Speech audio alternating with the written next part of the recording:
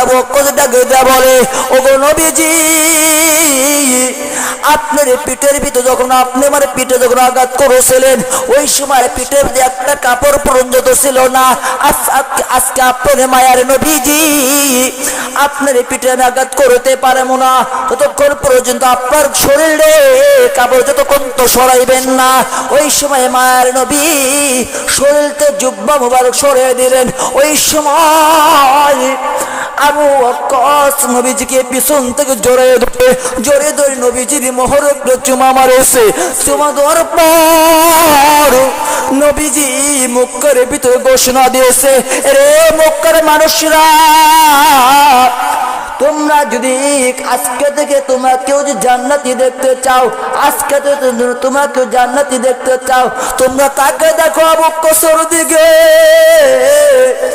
আবু বকরের দিকে তোমরা তাকাও, আজকে থেকে আবু বকরের দিকে তাকাও।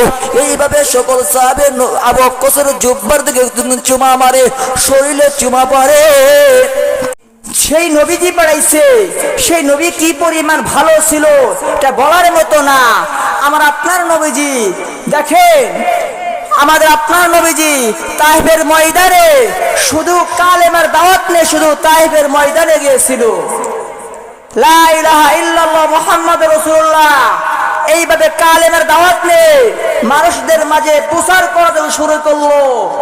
অনেকের ভাব দাদার ধর্মের চুল কানে মালিক মাখলো যখন তাইফের মানুষদের মুখে, ওই সময় তাইফের মানুষদের শরীরে একটা অ্যালার্জি শুরু হয়ে গেল। হাই হাই, মোহাম্মদ কি একটা জাদুকর, কি একটা কালেমা নিয়েছে, একটা সেই আমার কালেমা এখন ইতিপূর্বে শুনি নাই, সে একটা কালেমা নিয়েছে। মোহাম্মদ বিন আব্দুল্লাহ তো খারাপ, এইভাবে বলতেছে। তাইফের মানুষে বলতেছে, এই মোহাম্মদকে দুনিয়াতে শেষ করে দাও, মোহাম্মদকে দুনিয়া রাখা যাবে না। তাইফের মানুষদেরকে বলতেছে, এই ছোট্ট ছোট্ট বাচ্চারা, তুমি আজকে যদি মোহাম্মদকে কেউ দেখো, ওই মোহাম্মদকে তোমরা পাথর মারবা, নিক্ষেপ পর্যন্ত করবা তোমরা। তাইফের মানুষরা এইভাবে রসুলকে কি পরিমাণ কষ্ট দিয়েছে, কি পরিমাণ রসুলকে আঘাত করছে। আঘাত করতে করতে রসুলের জমিনে সহজ রক্ত, শরীরে রক্ত পর্যন্ত জমিনে ছড়াইছে।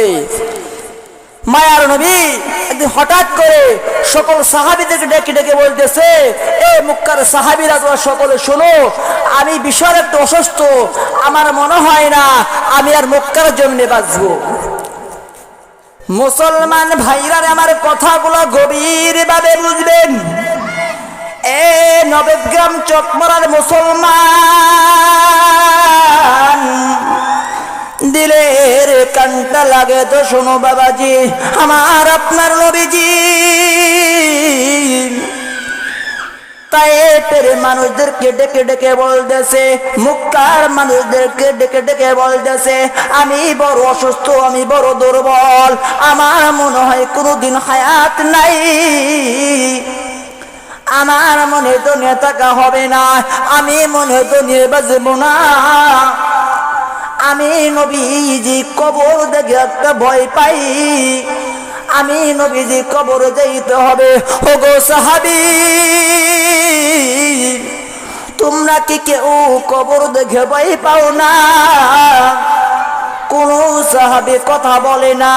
অবশেষে আল্লাহ রসুল ডেকে ডেকে বলতেছে, ও মক্কার মানুষরা, আমি নিজে রসুল হয়ে অত্যন্ত কবর দেখে ভয় লাগে। আমি রসুল কোনদিন কারো গুনাহ নিয়ে কবর যাইতে চাই না, কারো ঋণ না কোনদিন কবর যাইতে চাই না। আজ কোন সাহাবী, আমি রসুলের কাছে কেউ যদি বড় পাওনাদার থাকো, অথবা কেউ কে আঘাত দিতে থাকি, সকল সাহাবীদেরকে আজ অনুমতি দেওয়া হয়েছে, সকল সাহাবীরা আজ আমি নবীদের কাছে ঋণ প্রতিশোধ করবা। আজ আমি নিজের রসুল তোমাদেরকে অনুমতি দিয়ে দিলাম। সকল সাহাবীরা নবীজির বয়ান শুনতেছে, কোন সাহাবী উত্তর দেয় না। পিছন থেকে সাহাবী ডাক দেয়, বলে, মোহাম্মদ, আপনার কি মনে আসেনি উহুদের ময়দানে আপনি গিয়েছিলেন, ওই সময় আপনি তায়েফের ময়দানে আপনার তরবারিটি এইভাবে ঘুরাইতেছিলেন, এইভাবে লড়াইতেছিলেন। ওই সময় আপনার তরবারিটা আমার পিঠের ভিতরে আঘাত লাগছিল নবী গো। আজ যখন আপনি অনুমতি দিয়ে দিয়েছেন এই তরবারিতে আপনার পিঠের ভিতর আঘাত করবো নবী গো, আজ আপনি প্রতিশোধ নেওয়ার অনুমতি দিয়ে দিয়েছেন। আমি সাহাবী, আজ আপনার প্রতিশোধ নেব নবী গো। আজ দেন আপনার তরবারিটা কোথায় রয়েছে, ওই তরবারিটা দেন। ওই সময় মায়ার নবী ডাকে দেয়া বলে, এরে বিলাল, যাও আমার মেয়ে ফাতেমার বাড়িতে একটা তরবারি রাখা আছে, ওই তরবারি আমার মেয়ে ফাতেমাকে ডাকে দেয়া বলবে, তোমার বাবা নবীজি তোমার কাছে নাকি বড় একটা তরবারি দিয়ে দিছে, ওই তরবারিটা রাসূল চেয়েছে। মায়ার নবীর সাহাবী বিলাল রাদিয়াল্লাহু তাআলা আনহু ডাকে দেয়া বলে, ওই সময় হাসান হোসেনদের বাড়িতে চলে যায়, বলে ও মেরে নবীজির মা ফাতেমা, নবীজির মেয়ে ফাতেমা, আপনার বাড়িতে রাসূলের নাকি একটা তরবারি আছে, ওই তরবারিটা দিয়ে দেন, ওই তরবারি রাসূল চেয়েছে।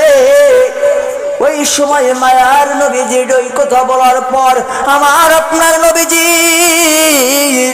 বিলাল রাদিয়াল্লাহু তাআলা আনহু বলল, ওই সময় মায়ার নবীজি বিলালকে ডাকে দেয়া বলে, ওগো নবীর সাহাবী,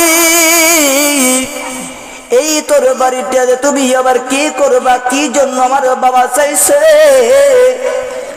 ওই সময় বিলাল রাদিয়াল্লাহু তাআলা ডাকে দেয়া বলে, আজ মসজিদে নববীর ভিতরে একটা ইতিহাস গড়তে আছে, যে ইতিহাস কোনদিন কোন মসজিদের ভিতরে ঘটে নাই, মক্কার জমিনে কোনদিন ঘটে নাই।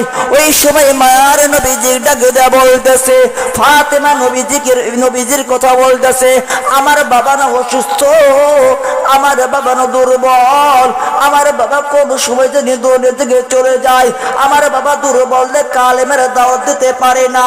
ওরে বিলাল, এই তরবারিতে কি করবে আমার বাবা? ওই সময় বিলাল রাদিয়াল্লাহু তাআলা ডাকে বলতেছে, আবু ওয়াক্কাসের পিঠের ভিতরে একদিন নবীজির আঘাত লাগছিল, আজ আবু ওয়াক্কাস ডাকে বলতেছে, তরবারি দিয়ে মায়ার নবীকে আঘাতের পর আঘাত নিব, অথবা বদলার পরে বদলা নিব। এই কথা বলে মা ফাতেমা ডাকে দেয়া বলে, ও সাহাবীরা শোনো, এত সাহাবী থাকতে আমার নবীজিকে আঘাত করবে, এত সাহাবী থাকতে আমার বাবার শরীরে আঘাত করবে, নগো সাহাবীরা না না, আমার বাবার পিঠের ভিতরে কেউ আঘাত দিতে দিবে না, আমার বাবাকে কেউ একটা সুই পরিমাণ একটা আঘাত করতে দিবে না। ওই সময় মা ফাতেমা সকল সাহাবীদেরকে ডেকে বলতেছে, যে তো আবু বকর যখন পিটন দিবে, ওই সময় তোমাদের এই পিটন আঘাত লাগবা। ওই সময় ফাতেমা রাদিয়াল্লাহু তাআলা আনহার ছেলেকে ডেকে দেয়া বলে, এ হাসান আর হুসাইন, তো জলদি যা যা যা মসজিদে নববীর ভিতরে চলে যা, আজ তোর নানাকে এক সাহাবী নাম হইছে আবু ওয়াক্কাস, তোর নানার পিটন আঘাত করবে, তোর নানাকে প্রতিশোধ নেবে, তো যা যা যা, তোর নানার পিঠে একটা সই পরিমাণ আঘাত যদি না করতে পারে, তোর নানারে না পিটাইতে পারে, দরকার পরে তোর নানার প্রতিশোধ তোদের পিঠের আঘাত নেবে। ওই সময় হাসান আর হোসেন চলে যায় মসজিদে নববীর ভিতরে ঢুকে গেছে। ওই সময় মায়ার নবীর সাহাবীদেরকে ডেকে বলে, এরে আবু ওয়াক্কাস, তুমি কি পাগল হইছো নি? নবীজির দুনিয়ায় মা নাই বাবা নাই, নবী বড় অসহায়। আজ নবীজির পিঠে আঘাত তুমি করবা, অথচ নবীর সুই পরিমাণ আঘাত করবে না। দরকার বাবার পিঠে তুমি আঘাত করো। ওই সময় মায়ার নবীজি বলতেছে, এই যে তোর আমার পিঠে তুমি আঘাত করো। অবশেষে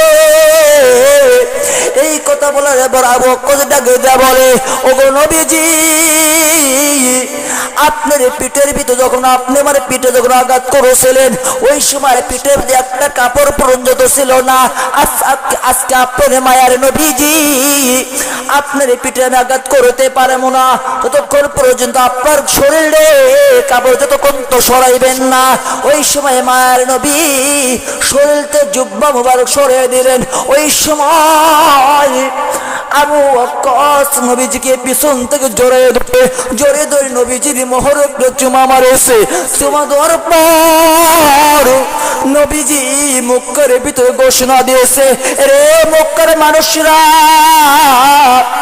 তোমরা যদি আজকে থেকে তোমরা কেউ যদি জান্নাতি দেখতে চাও, আজকে তোমরা কেউ জান্নাতি দেখতে চাও, তোমরা তাকে দেখো আবু বকরের দিকে। আবু বকরের দিকে তোমরা তাকাও, আজকে থেকে আবু বকরের দিকে তাকাও। এইভাবে সকল সাহাবে আবু বকরের জুব্বার দিকে চুমা মারে, শরীরে চুমা পড়ে। এইভাবে আজকে থেকে আমার আপনারা বুঝতে হবে, নবীজি চলে গেছে, নবীজি চলে গেছে। ওই সরাসরি আল্লাহ তাআলা বলছে, ইন্নামা ইয়াখশাল্লাহু মিন ইবাদিল উলামা। রাসূল চলে গেছে, নবীজি চলে গেছে, কিন্তু আছে বড় বড় উলামায়ে কেরাম নড়ে আছে। উলামায়ে কেরামদেরকে মহব্বত করবা, উলামায়ে কেরামদেরকে ভালোবাসবা। আজ বড় তোমার দেখা যায় বড় বড় উলামায়ে কেরামদেরকে একের পর এক গ্রেফতার করা হয়, উলামায়ে কেরামদের কাটকানো হয়, উলামায়ে কেরামদেরকে জেলখানায় বন্দী করা হয়। এরে মুসলমান ভাই, আজকে তুমি মহব্বত করবা, উলামায়ে কেরামদেরকে মহব্বত করবা, উলামায়ে কেরামদেরকে সম্মান পর্যন্ত করবা।